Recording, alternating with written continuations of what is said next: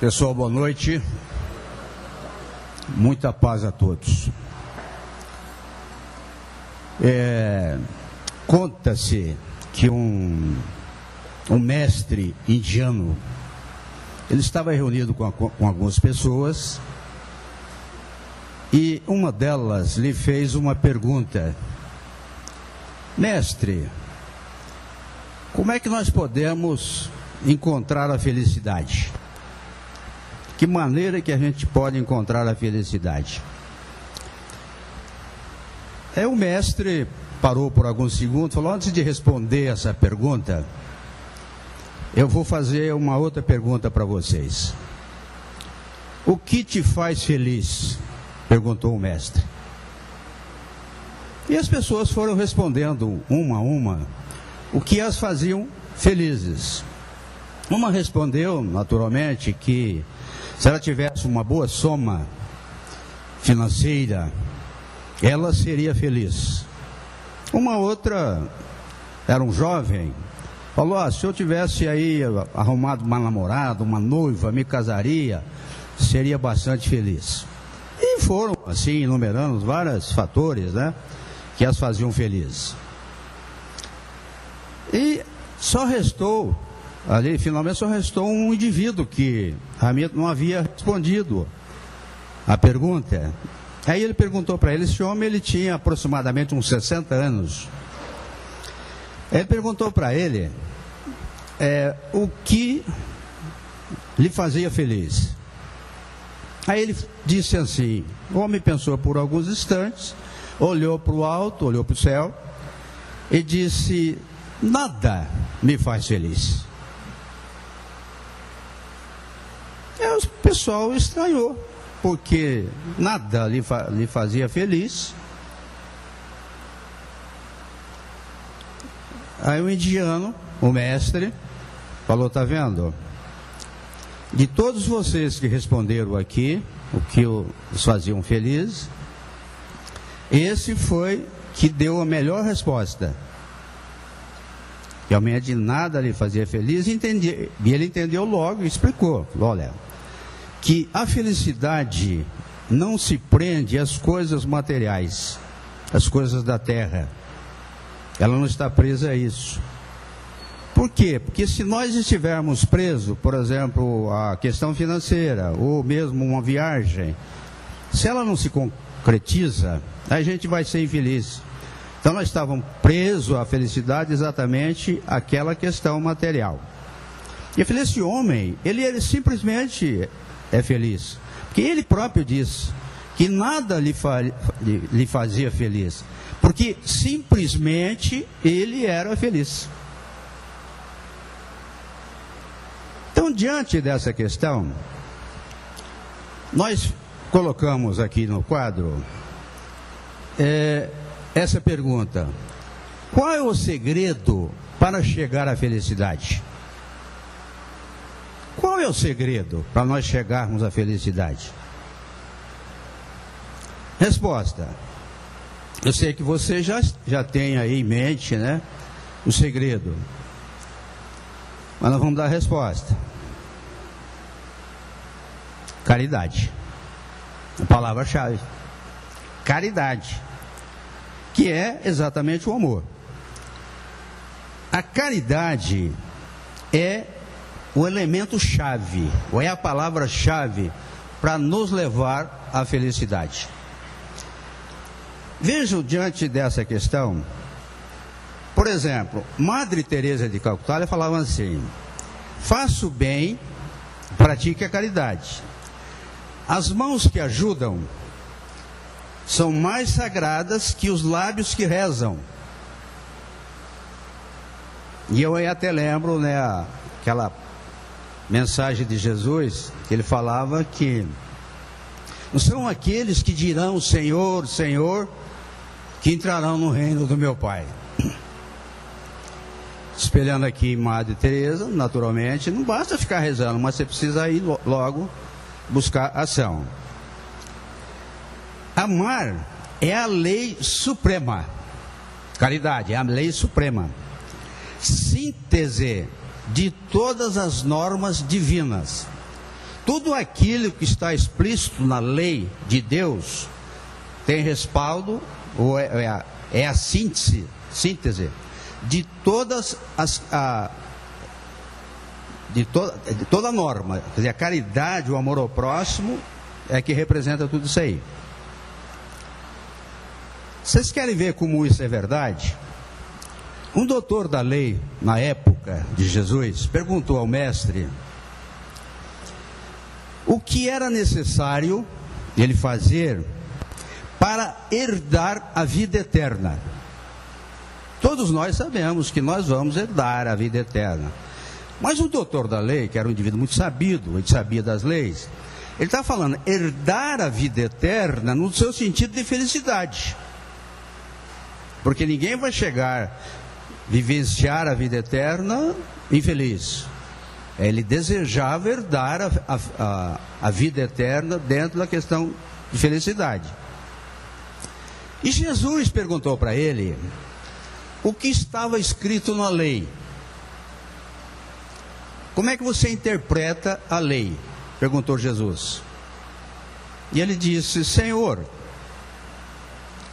a lei nos diz para amar a Deus sobre todas as coisas, com todo o nosso entendimento, com todo o nosso coração, com todo o nosso espírito. E amar ao próximo como a nós mesmos, ou a si mesmo. Aí Jesus disse para ele: então, você faça isso, que você terá a felicidade, você terá a vida eterna. Pois bem, Mateus no capítulo 7, ele diz assim, no Novo Testamento: fazei aos homens tudo o que quereis que eles vos façam, pois é nisto que consiste a lei e os profetas. Veja a síntese da lei: prática do amor ao próximo, da caridade. Fazei tudo aquilo que você deseja para você mesmo,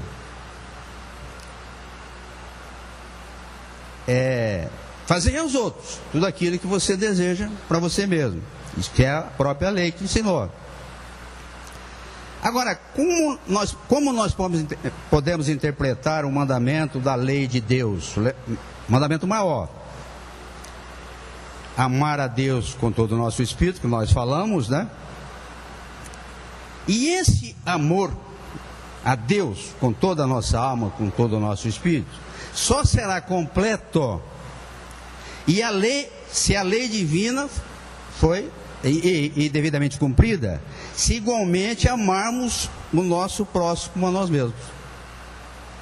Vejam, amar a Deus, necessariamente você tem que ter o complemento, que é amar ao próximo, conforme está a lei, a Deus e ao próximo.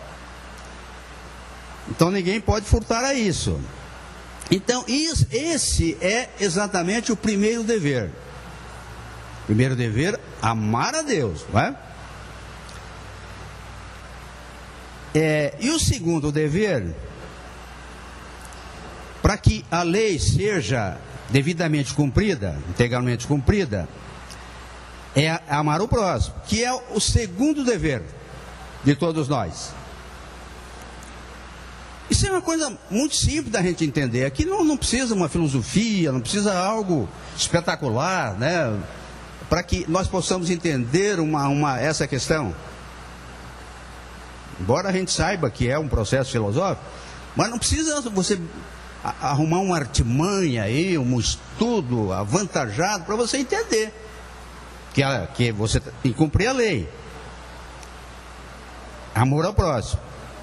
Amar o próximo como se a si mesmo, fazer aos outros o que quereríamos que nos fizessem, é a expressão mais completa da caridade. É a expressão mais completa, porque ela resume todos os deveres para com o próximo. Ela resume isso, todos os deveres.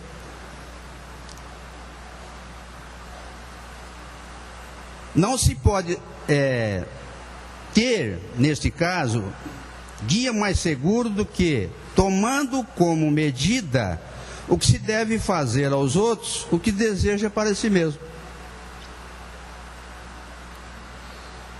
Quando se serve a Deus, ajudar o próximo não é um fardo, é uma honra. É uma honra. Na dúvida do que é certo ou errado, basta pensar no que não gostaríamos que fizesse, que não gostaria que fizesse com você mesmo. É fazer ao outro, deseja a você mesmo.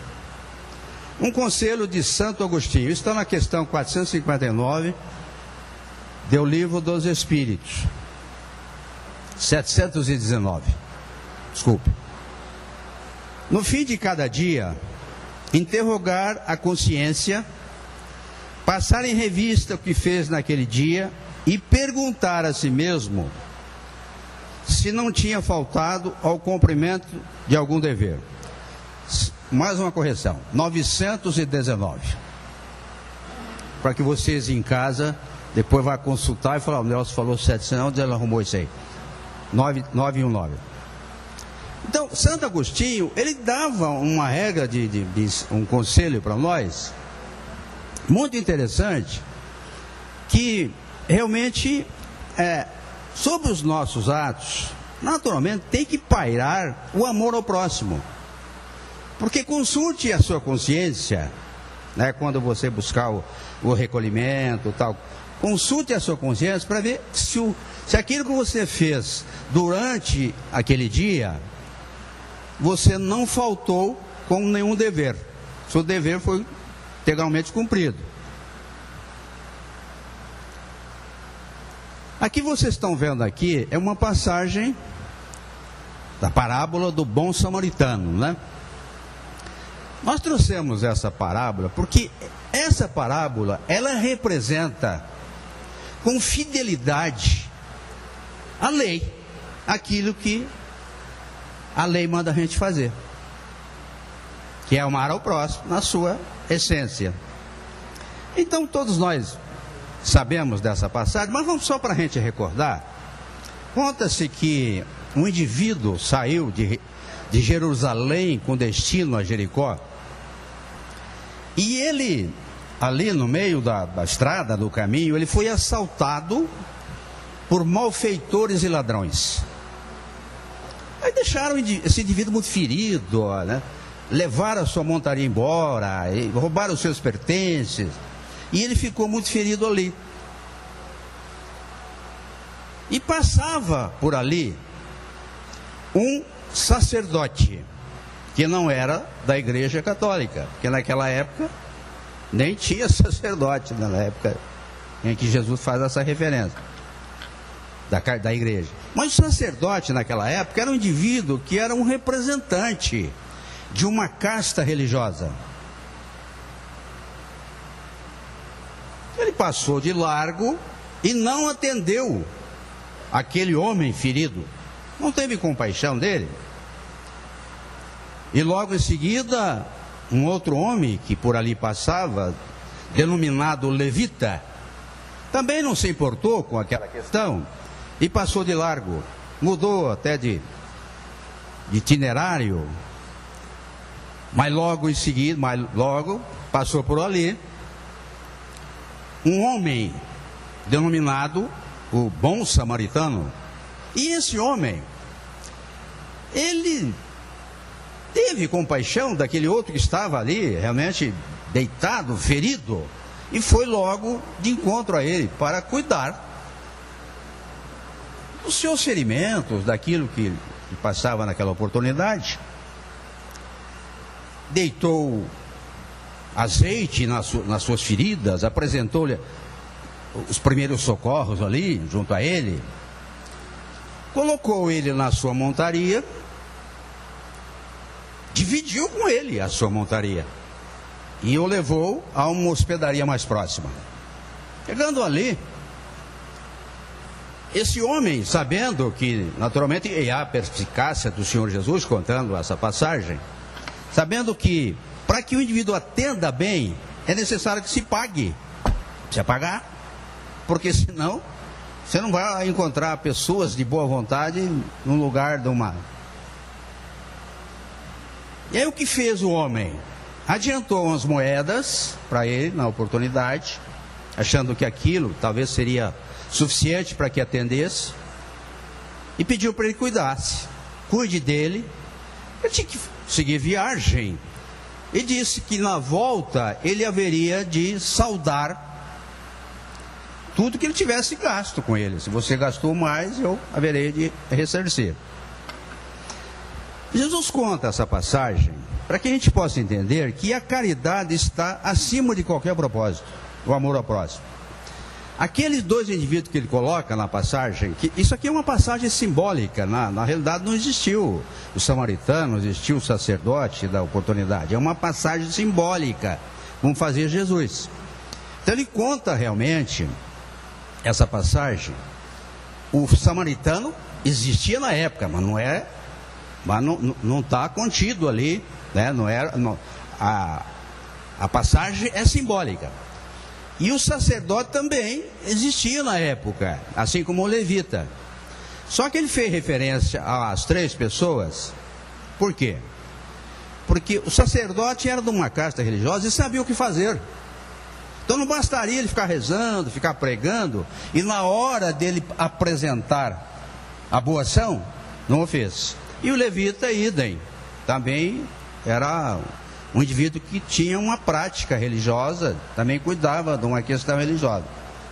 E finalmente ele põe o samaritano, porque o samaritano da época, eles não tinham muita afetividade com as questões religiosas daquele sacerdote e do levita. Também, pensamento às vezes diferente, mas não precisou ele ter aquele conhecimento que eles tinham para aplicar a caridade. Então não precisava ser um expert, um indivíduo formado para isso, para aplicar a caridade. E ele aplicou mesmo.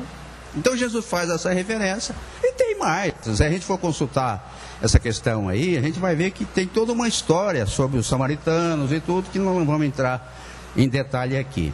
Mas o que eu quero me referir aqui, vejam aqui, a parte muito interessante disso, ele dividiu o que ele tinha, que era a montaria, dividiu o seu dinheiro para pagar o indivíduo.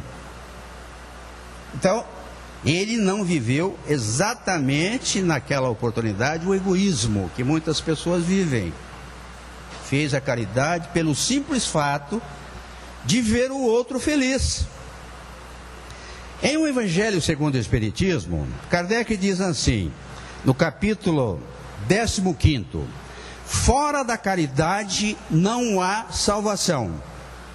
A gente vai entender, e ele fala nesse capítulo que a caridade é a única via para sermos felizes.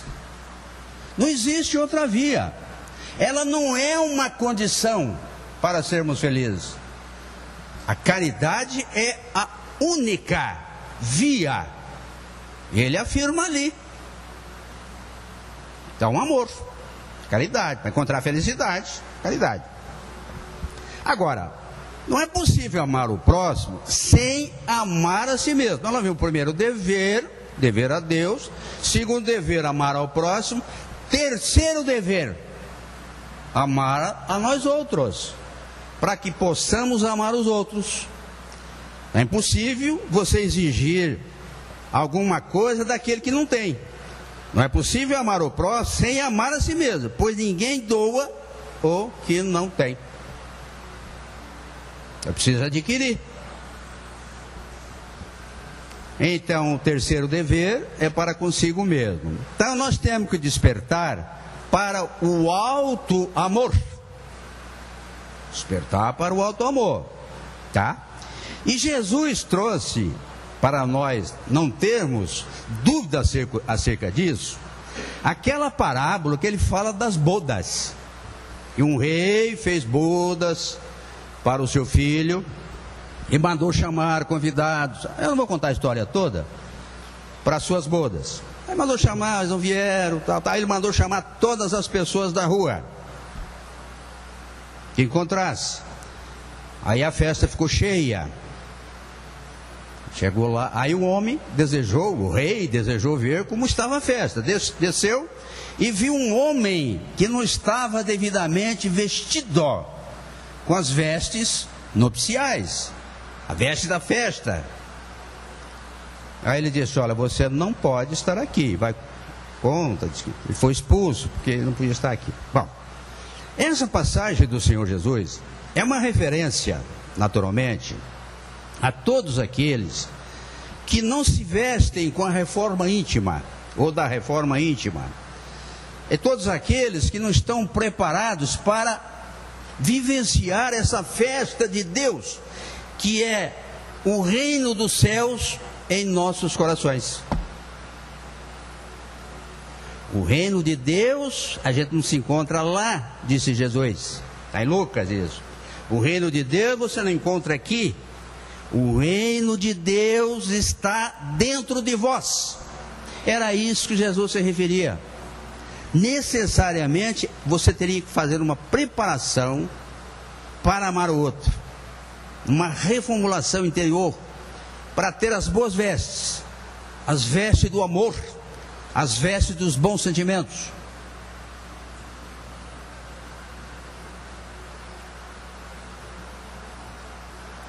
E nessa outra passagem, ele fala assim: deixar vir a mim as criancinhas, porque o reino dos céus é para aqueles que lhe assemelham.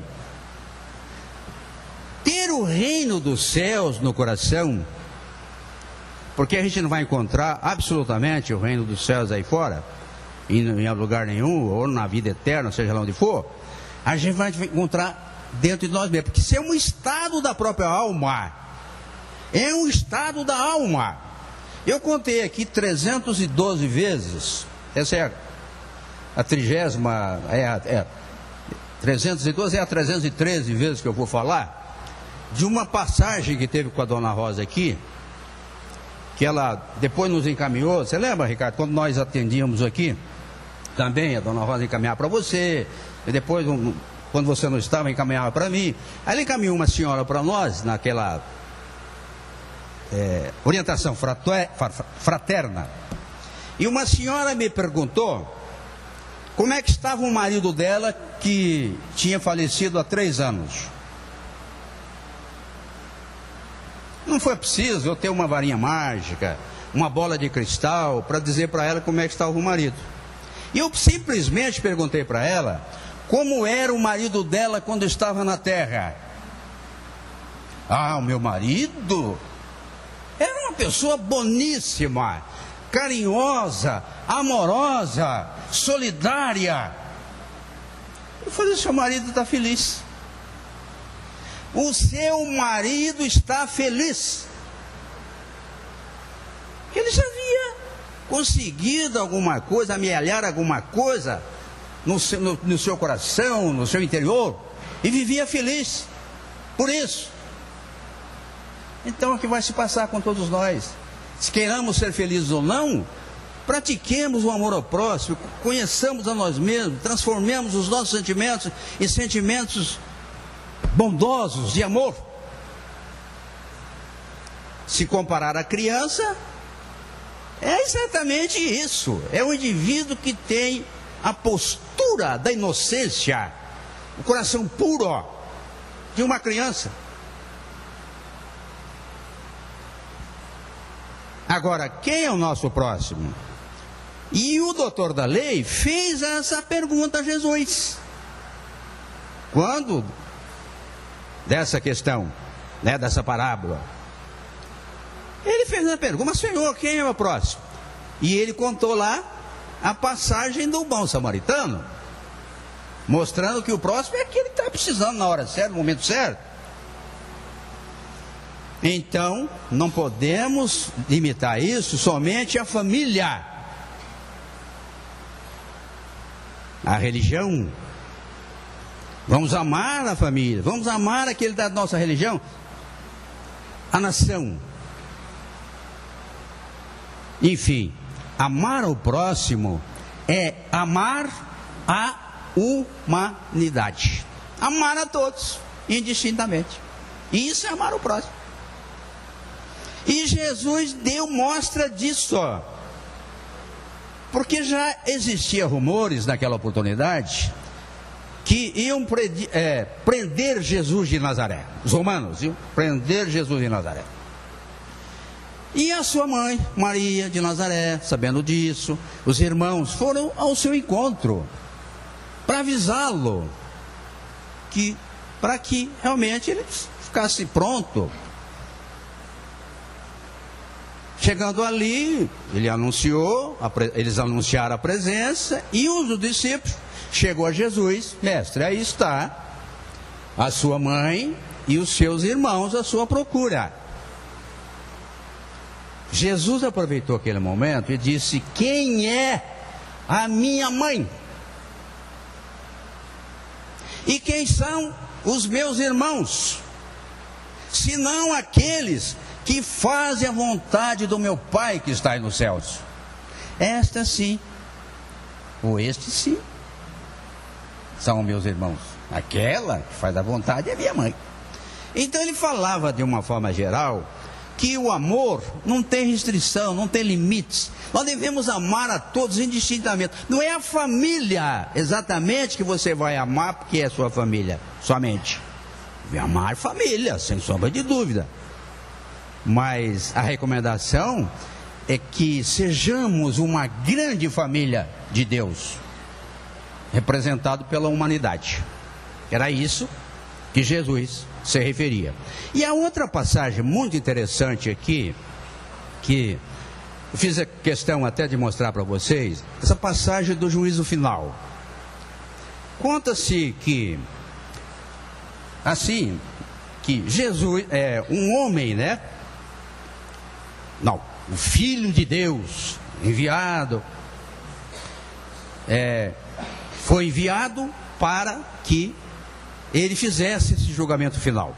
Estava dizendo lá. Então estarão reunidos todas as nações ali, e ele estará na companhia dos seus anjos, recebendo esse pessoal.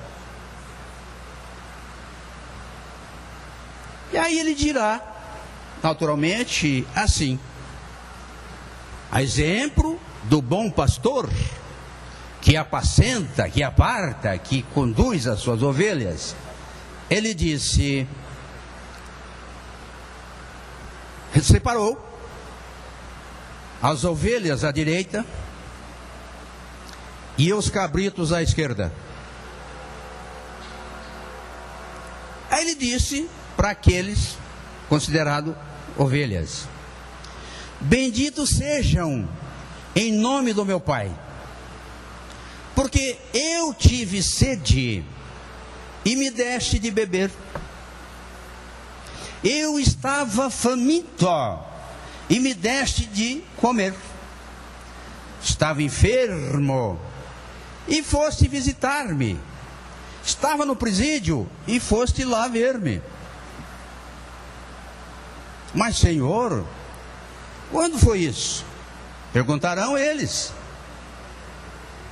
E o Senhor dirá: todas as vezes que fizestes aos pequeninos, que atendeste aos pequeninos da terra, foi exatamente a mim que atendestes. Aí dirá aos da esquerda: a vós outros está reservado o fogo do inferno. Ele falava em linhas duras, mas o inferno a gente sabe que não existe, né? Que são sofrimentos, que se referia. Porque eu tive sede e não me deste de beber. Eu estava faminto e não me deste de comer. Estava enfermo e não foste visitar-me.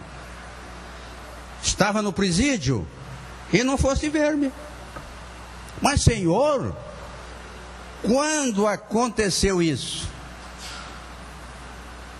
Todas as vezes que deixasse de atender os pequeninos.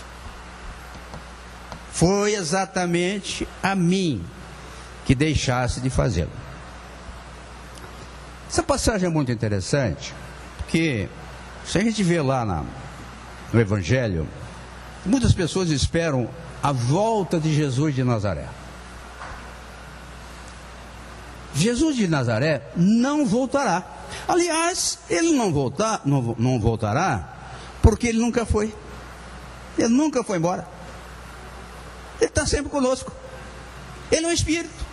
É um enviado de Deus.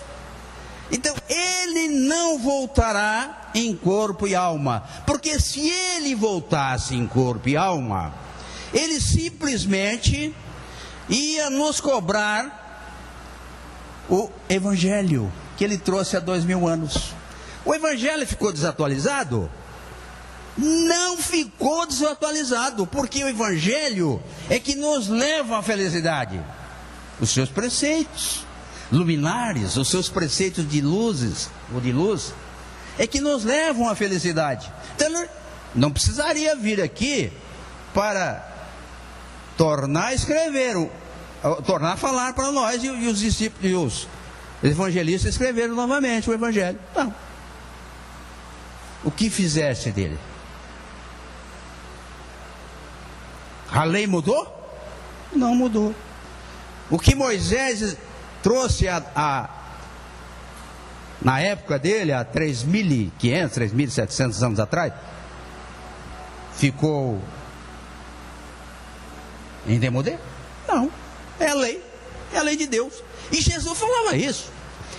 Eu não vim destruir a lei.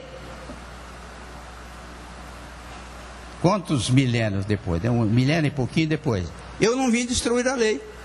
Eu vim aqui para fazer com que a lei se cumpra.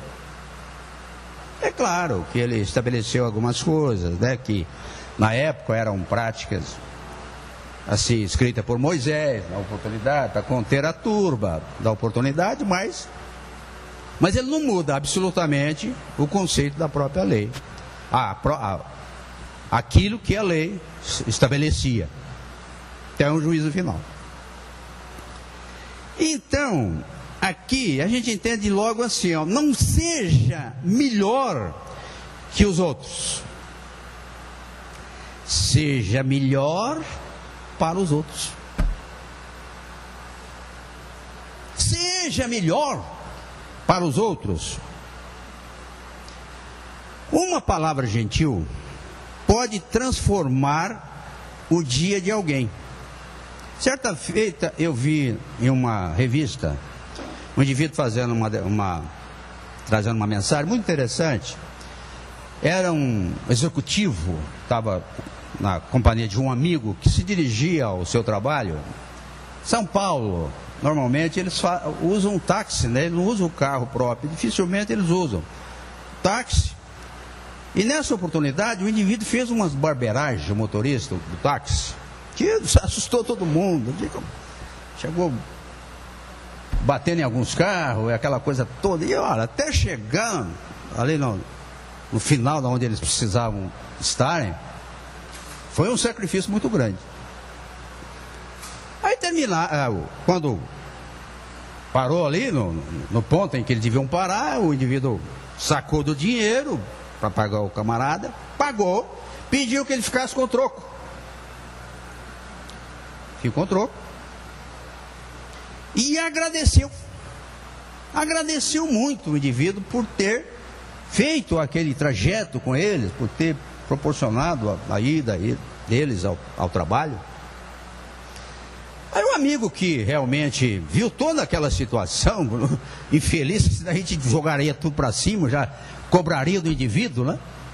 Ele falou, mas meu amigo, todo esse processo que nós passamos aí, e você ainda trata bem, manda o camarada ficar com o troco. Ele falou, olha, eu li numa revista que toda manhã, a cada dia nosso, a gente tem que trabalhar a nossa gentileza, trabalhar com as nossas gentilezas. E eu já estou fazendo isso há algum tempo, sendo gentil para com os outros. Porque se nós esperarmos pessoas que nós gostamos somente de se relacionar com ela, para sermos gentis com ela, vai ser muito poucas pessoas que a gente vai encontrar pela frente. Por isso que Jesus manda-nos amar a todos indistintamente. E, claro, que a gente não pode exigir dos outros aquilo que eles não podem nos dar. Chico Xavier, ele dizia assim, ó, o Cristo não pediu muita coisa, não exigiu que as pessoas escalassem o Monte Everest, ou fizesse grande sacrifício. Ele só pediu que nós amássemos uns aos outros. Madre Teresa de Calcutá, ela dizia assim, não devemos permitir que alguém saia de nossa presença sem se sentir melhor e mais feliz. E foi muito claro isso, né? A Madre trouxe uma mensagem espetacular.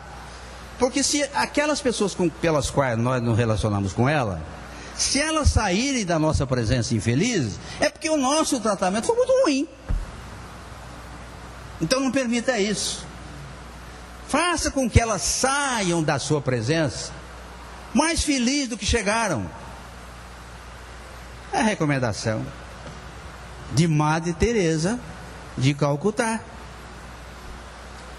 Então, se o amor é que nos leva à felicidade, é a causa da felicidade, é a única via para sermos felizes. Faça o que for necessário para ser feliz. A felicidade é um sentimento simples. Você pode encontrá-la ou deixá-la ir embora, por não perceber a sua simplicidade. É um sentimento simples. A felicidade bate à nossa porta e a gente não sabe disso. Nossa maneira de se conduzir no dia a dia. Basta acontecer uma coisa mais séria, a gente fala, puxa, era feliz e não sabia disso. Então é a simplicidade. Não precisamos de muita coisa para sermos felizes. Basta nós praticarmos o amor a Deus sobre todas as coisas e ao próximo como a nós mesmos. Gente, não existe outra maneira de nós sermos felizes senão sermos bondosos para com as outras pessoas. Usar a bondade. Será que é difícil nós sermos bons? Não é difícil. Usar a bondade, prestar atenção nas pessoas que estão à nossa volta, prestarmos atenção àquelas que estão no nosso lar, aquelas que estão na nossa comunidade, aquelas que estão no nosso centro, a nossa questão religiosa, porque elas são nossas irmãs. Elas são filhas de Deus, como todos nós somos. Então, aplicar o amor acima de qualquer propósito.